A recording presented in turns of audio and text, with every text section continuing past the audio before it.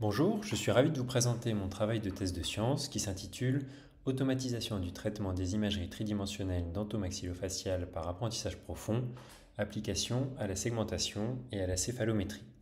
Ce travail a été dirigé par Thomas Schumann, Philippe Rouch et Laurent Gageny au sein de l'Institut de biomécanique humaine Georges Charpak aux Arts et Métiers à Paris. Donc je suis orthodontiste et on peut imaginer qu'un jour en consultation se présente ce patient.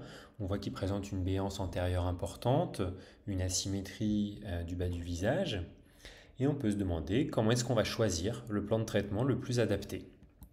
Donc en orthodontie, on effectue un bilan orthodontique qui est standardisé, qui comprend une anamnèse, un examen clinique, des photographies, la réalisation de modèles dentaires et des examens radiographiques complémentaires qui sont généralement effectués en 2D pour effectuer en fait une analyse céphalométrique.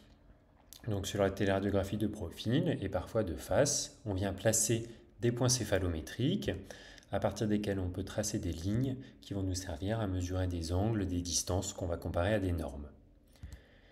La difficulté réside dans le fait que chez les patients qui présentent des asymétries importantes, les imageries 2D sont finalement peu informatives parce que les zones asymétriques vont se retrouver superposées. Et on voit ici sur le modèle 3D de ce patient qu'une imagerie 3D va nous apporter beaucoup plus d'informations. C'est pourquoi pour ce type de patient, certains auteurs ont proposé d'utiliser des imageries 3D de type CBCT ou scanner pour effectuer des céphalométries 3D qui pourraient remplacer la céphalométrie 2D classiquement utilisée. Donc pour ce faire, à partir de l'imagerie 3D, on a besoin d'effectuer une segmentation. Donc c'est-à-dire qu'on va sélectionner les tissus durs qui nous intéressent. Donc ici, on peut voir en couleur les tissus qui ont été sélectionnés. À partir de cette segmentation, on peut en extraire un modèle surfacique 3D que l'on peut annoter céphalométriquement. Et ensuite, on peut effectuer des mesures tridimensionnelles. Le problème, c'est que la segmentation, elle demande entre 40 minutes et 12 heures lorsqu'elle est effectuée manuellement et l'annotation céphalométrique autour de 15 minutes à un opérateur expérimenté.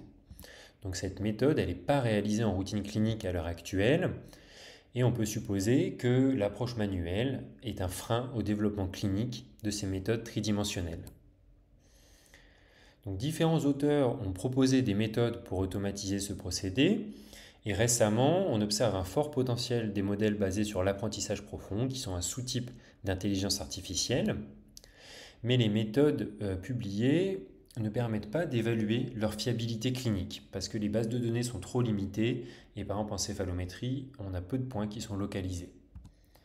Donc c'est pourquoi les objectifs de notre travail ont été d'abord de constituer une base de données validée, puis d'automatiser la segmentation et la notation céphalométrique tridimensionnelle.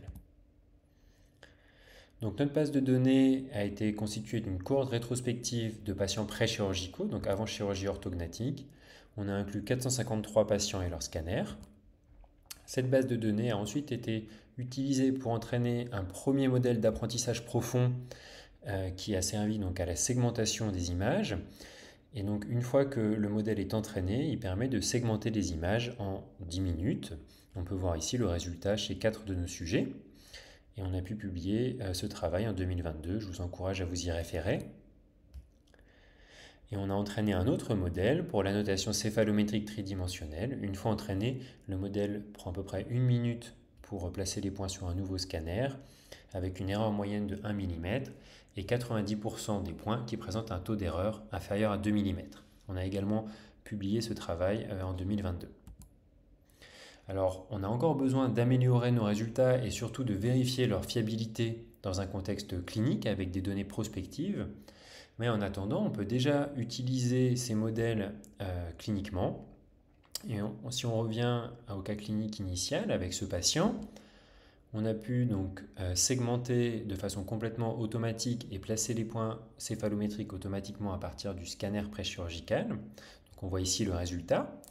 Et à partir de ces résultats, on peut déjà effectuer des analyses géométriques en reliant certains des points, comme on le voit ici. On observe bien l'asymétrie mandibulaire qu'on peut quantifier.